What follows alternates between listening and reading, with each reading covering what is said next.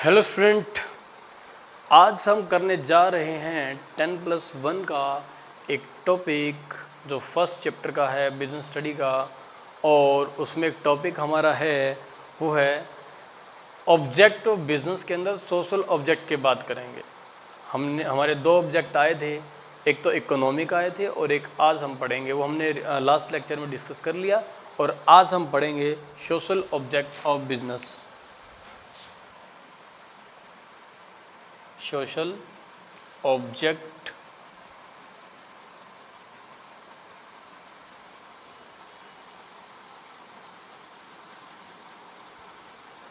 देखिए बेटा, सबसे पहले आप अंडरस्टैंड करो, क्या बिजनेस का सोसाइटी के साथ कोई रिलेशन है?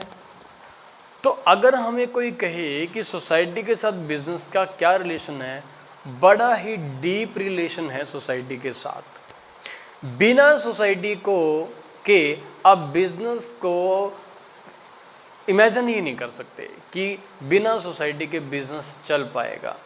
क्योंकि देखिए बेटा, सोसाइटी से निकल के ही लोग हमारे पास काम करने के लिए आते हैं। जो सामान बनता है वो सोसाइटी में जाकर ही बिकता है। और हेल्प हम किसके लिए लेते हैं? रॉ मटेरियल भी हम कहीं किसी और सोसाइटी से खरीदते हैं। तो सभी चीज़ें देखोगे आप लोग तो किससे जुड़ी हुई हैं? हमारी सोसाइटी से। हम कोई भी ऐसा बिजनेस नहीं है जो बिना सोसाइटी के अपने आप को चला सके। सोसाइटी उसको चाहिए। सोसाइटी क्या? जहाँ पर लोग रहते हैं, बसर करते हैं, वो सोसाइटी होती है बेटा। तो बिना सोसाइटी के आप बिजनेस को की कल्पना ही नहीं कर सकते कि हम कोई बिजनेस कर पाएंगे। तो अगर सोसाइटी हमारे लिए इतनी ही इम्पोर्टेंट है जितनी हमने अभी बात करी कि बिना सोसाइटी के बिजनेस चल ही नहीं सकता, तो बेटा बिजनेस की भी ये रिस्पॉन्सिबिलिटी बनती है कि वो सोसाइटी के लिए कुछ काम करे। सोसाइटी के लिए काम करना उसका मेन ऑब्जेक्ट होना चाहिए। तो जो बिजनेसमैन सोसाइटी के बारे में सोचते हैं वही आगे बढ़ते हैं। अगर सिर्फ बिजनेस अपने ही बारे में सोचेगा, सिर्फ ये सोचेगा कि मुझे क्या बचेगा, मैं कैसे कमाऊं, मुझे प्रॉफिट ज़्यादा कैसे होगा, तो वो बिजनेस ज़्यादा टाइम तक नहीं चल सकता। लोगों को उनका पता लग जाता है और फिर उसके पास जाना वो बंद कर देते हैं और काम ना होने की वजह से उनको बिजनेस को क्लोज करना पड़ता है। तो बेटा, तो एक एक करके हम सारे वो सोशल ऑब्जेक्ट जो है वो डिस्कस करने जा रहे हैं। तो सबसे पहले है high quality goods at reasonable price.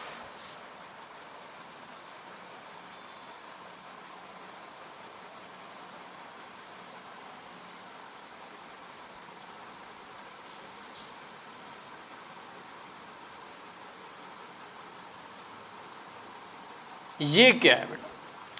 High quality, जो क्वालिटी होनी चाहिए गुड्स की, जो क्वालिटी गुड्स की वो प्रोड्यूस करेंगे वो क्वालिटी अच्छी होनी चाहिए। लेकिन अच्छी क्वालिटी है तो इस वजह से आप रेट ज़्यादा चार्ज करो, वो भी सही नहीं है। तो बिजनेस को चाहिए वो क्या करे? अच्छी क्वालिटी का गुड्स ठीक रेट पर, कम नहीं कहा इन्होंने, रिजनेबल रेट के ऊपर आप प्रोवाइड करवाओ। यानी कुछ प्रॉफिट तो बिजनेस को भी चाहिए, तो थोड़ा बहुत प्रॉफिट जो बिजनेस लेना चाहे वो ले और एक रीजनेबल सा प्राइस उनके सामने ले आए ताकि सभी लोग उसको परचेज कर सके बेटा। ठीक है, तो क्वांटिटी ऑफ प्रोडक्ट उसने बेचनी है, वो क्वालिटी उसकी हाई रखे और जो प्राइस है वो सही प्राइस। सही प्राइस का मतलब सिर्फ ये होता है कि ज़्यादा से ज़्यादा लोग उसको खरीद सके, उनकी परचेजिंग पावर के अंदर वो रहे कि वो इजीली जाएं और खरीद लें बेटा। तो सभी के लिए ज़रूरी है, सभी बिजनेस के लिए क्वालिटी को मेंटेन रखें। अब क्वालिटी मेंटेन करने का मतलब बेटा ये होता है कि वो कोई अडल्ट्रेशन ना करे, कोई मिलावट ना करे उसके अंदर। ठीक है, मिलावट ना करे। मिलावट करेगा तो देखो क्या होगा, उसको खा करके पब्लिक इंजर्ड होगी, बीमार होगी, जो कि एक गलत चीज़ मानी जाती है। ठीक है, उसके बाद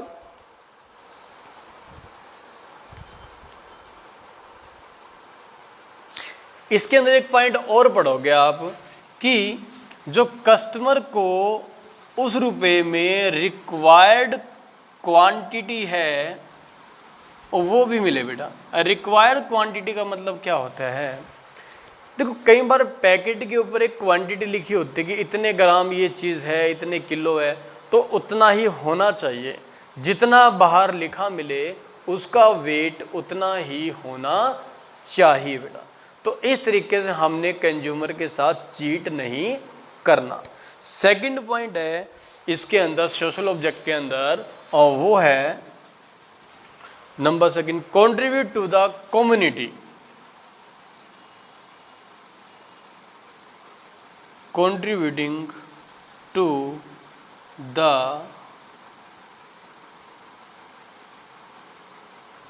community development।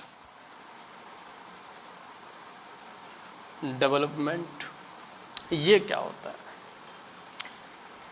आपने कमाया सोसाइटी से, तो आपको कुछ ऐसे काम, आपको यानी कि बिजनेस को कुछ ऐसे काम करने चाहिए जिससे कि आपका देखा जाए कि आप भी सोसाइटी को कंट्रीब्यूट कर रहे हो, सोसाइटी के साथ खड़े हो। यानी कैसे कैसे वो काम हो सकते हैं कि जैसे आप वहाँ पर बच्चों की पढ़ाई के लिए लाइब्रेरी बनवा दो, या बच्चों के लिए फ्री कंप्यूटर कोर्स स्टार्ट कर दो, या वहाँ के लोगों के लिए जो गरीब लोग भी रह रहे हैं उनके लिए कोई डिस्पेंसरी खोल दो ताकि उनको दवाइयाँ वगैरह सही से या ठीक रेट में मिल सके। और आप चाहो तो एजुकेशनल इंस्टीट्यूट खोल सकते हो ताकि गरीब बच्चों को वहाँ पर कम रेट में क्या मिल सके, एजुकेशन मिल सके।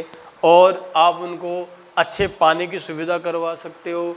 आप आजकल तो क्या है कि हम धरती को बचाने के लिए भी क्या कर रहे हैं, पेड़ पौधे लगा रहे हैं, तो वो लगवा सकते हो आप। तो बिजनेस को भी अपना सोसाइटी के लिए रोल प्ले करना है, और वो प्ले कर सकता है अपना रोल कैसे, लाइब्रेरी ओपन कर दो, या फिर आप डिस्पेंसरी ओपन कर दो, या फिर आप एजुकेशनल इंस्टीट्यूट खोल दो जिसमें स्टडी आ जाएगी, कंप्यूटर कोर्स आप करवा सकते हो, या कोई और लर्निंग आप दे सकते हो बिजनेस सोसाइटी को। तो अपनी ओर से, बिजनेस की ओर से सोसाइटी को कुछ ना कुछ जरूर देना चाहिए। वो आपका कहलाएगा contribution to the community. Community यानी कि सोसाइटी। तो सोसाइटी के लिए आपको कुछ करना चाहिए। उसके बाद तीसरा पॉइंट है फेयर रिटर्न ऑन इन्वेस्टमेंट। ये पॉइंट थोड़ा सा कंपनी की ओर से है। तो बेटा कंपनीज में क्या होता है, कंपनीज के अंदर क्या होता है, कंपनीज के अंदर पैसा लगाने वाले पब्लिक होती है। बहुत सारी पब्लिक कंपनी में पैसा लगाती है, और पैसा लगाते वो शेयर्स की फॉर्म में, शेयर्स खरीदती है कंपनी के। ठीक है, पब्लिक कंपनी के शेयर्स खरीदते हैं। तो जो लोग इनमें से कंपनी के शेयर्स खरीदेंगे, शेयर्स परचेज करेंगे, शेयर्स क्या करेंगे, परचेज करेंगे, उन लोगों का एक पर्टिकुलर नाम है, उनको बोलते हैं बेटा शेयर होल्डर। क्या बोलते हैं, शेयर होल्डर। और या इनको हम कह देते हैं इन्वेस्टर। कंपनी में इन्वेस्ट करने वाले, कंपनी में पैसा लगाने वाले, इनको बोलते हैं इन्वेस्टर्स, शेयर होल्डर्स। ठीक है, अब इन्होंने कंपनी में पैसा लगा दिया। रिटर्न का मतलब होता है बेटा प्रॉफिट, और फेयर रिटर्न का मतलब सही प्रॉफिट, उचित। जैसे हमारे इंटरेस्ट की रेट चल रही होती है, और हम बैंक वाले कम से कम 8-10% इंटरेस्ट पे पैसा देते हैं, तो क्या चाहिए भाई, कम से कम जितना बैंक इंटरेस्ट दे रहा है उतने रिटर्न तो हमें कम से कम मिले। ठीक है, तो फेयर रिटर्न का मतलब होता है मार्केट में जो आज अर्निंग चल रही है कि किस रेट से पैसा कमाया जा रहा है, तो कंपनी को भी चाहिए इस तरीके से वो काम करें, अपना बिजनेस सेटअप करें, और ताकि जो इन्वेस्टर है उनको अपनी इन्वेस्टमेंट पर अच्छी रिटर्न मिल सके, यानी कि फेयर रिटर्न मिल सके। जैसे आपने कंपनी में 5 लाख रुपए इन्वेस्ट कर रखे हैं, you are a share holder of a company. Company के आप शेयर होल्डर हो, 5 लाख रुपए आपने इन्वेस्ट करे हुए हैं वहां पर। तो 5 लाख रुपए जो आपने इन्वेस्ट करे हैं, इस 5 लाख के ऊपर आपको मिलना चाहिए प्रॉफिट, अर्निंग मिलनी चाहिए। अर्निंग ही कहलाती है रिटर्न। तो मान लीजिए कंपनी ने क्या किया, आपको कंपनी ने आपको डिविडेंड दे दिया, यानी कि शेयर्स के ऊपर बेटा डिविडेंड मिलता है। डिविडेंड नाम की एक इनकम होती है जो शेयर्स पे मिलती है।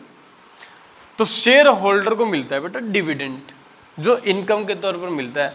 अब आपने अगर 5 लाख रुपए लगाए हैं और मान लेते हैं कंपनी ने आपको 80,000 का डिविडेंड दे दिया एक साल में, तो बेटा 80,000 पता है कितने परसेंट हो गया? परसेंट निकालने का तरीका क्या होता है बेटा, देखो जिस चीज की परसेंट निकालनी है, हमने 80,000 के परसेंट निकालनी है तो 80 लिख दो इधर। किसके कंपैरिजन में निकालनी है? 5 लाख के कंपैरिजन में निकालनी है, तो 5 लाख को नीचे रखो और इनटू में कर दो 100, आपके पास परसेंट आ जाएगी बेटा ये। तो जब कट करोगे इसको तो ये देखो कितना बनेगा, 20 से 20 कट कर दोगे, 30 से ये 30 कट कर दोगे, 80 को 5 से कट करोगे तो 16 आएगा। तो आपको 16% की रिटर्न मिल गई यहाँ से। तो 16% की रिटर्न आपकी किसके ऊपर हो गई?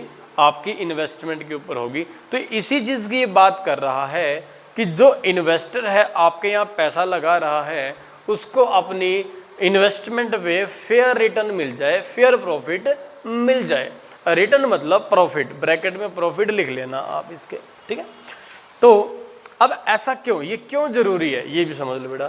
क्योंकि लोग सोसाइटी से आते हैं, वो आपकी कंपनी में पैसा लगाते हैं, अगर उनको फेयर रिटर्न नहीं मिली तो उनका पैसा डूब जाएगा धीरे धीरे करके, यानी उनको ब्याज भी नहीं मिला, कंपनी प्रॉफिट नहीं कमा रही होगी तभी तो उसको रिटर्न नहीं मिली, तो कंपनी में लगाया हुआ पैसा डूब भी सकता है। और पब्लिक का अगर एक बार विश्वास आपके बिजनेस ने खो दिया तो इसका मतलब कोई अब दोबारा से इन्वेस्ट नहीं करेगा। उनको पता है इन्वेस्टमेंट से कोई इनकम तो होती नहीं है, तो वो इन्वेस्टमेंट रुक जाएगी, और इन्वेस्टमेंट रुक गई तो देश की डेवलपमेंट रुक जाएगी बेटा। इन्वेस्टमेंट देखो, कंपनी स्टार्ट हुई क्योंकि आप लोगों ने सबने पैसे लगाए, और अगर आप लोग सब पैसा लगाना छोड़ दोगे कंपनी नहीं बनेगी। एक बात, अब कंपनी नहीं बनी तो कंपनी में जो हजारों लोग काम करते उनको काम कहाँ से मिलेगा? No company no employment. Company बनेगी तो एम्प्लॉयमेंट जनरेट अपने आप हो जाएगा। 2 काम खुलते हैं, 50 लोग काम करते हैं उसके अंदर, तो बेटा काम खुलेंगे, काम चलेंगे तो एम्प्लॉयमेंट बढ़ेगा। अगला पॉइंट हमारा यही है इसका कि प्रोवाइड एम्प्लॉयमेंट। लास्ट जो पॉइंट है हमारा सोशल ऑब्जेक्ट के अंदर वो है प्रोवाइड एम्प्लॉयमेंट। यहां लिख देता हूं,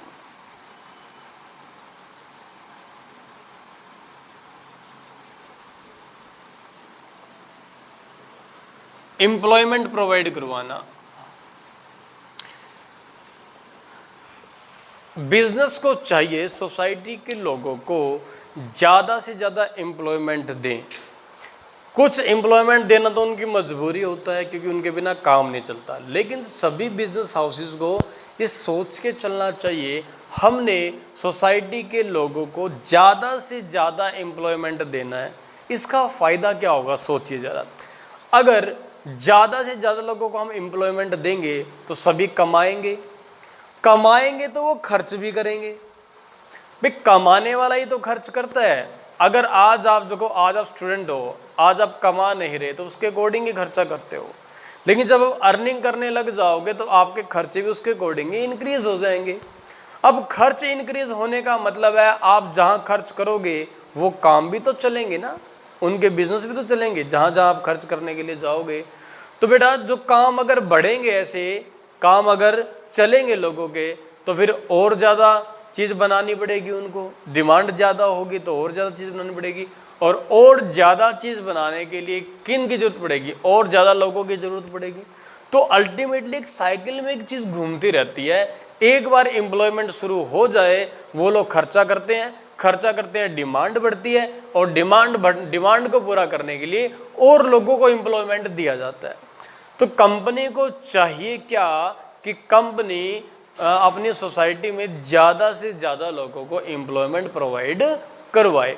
तो ये सभी जो ऑब्जेक्ट थे हमारे वो थे सोशल ऑब्जेक्ट। एक पॉइंट इसका और रहता है, वो हम अगले लेक्चर के अंदर डिस्कस करेंगे बेटा। Okay, thank you.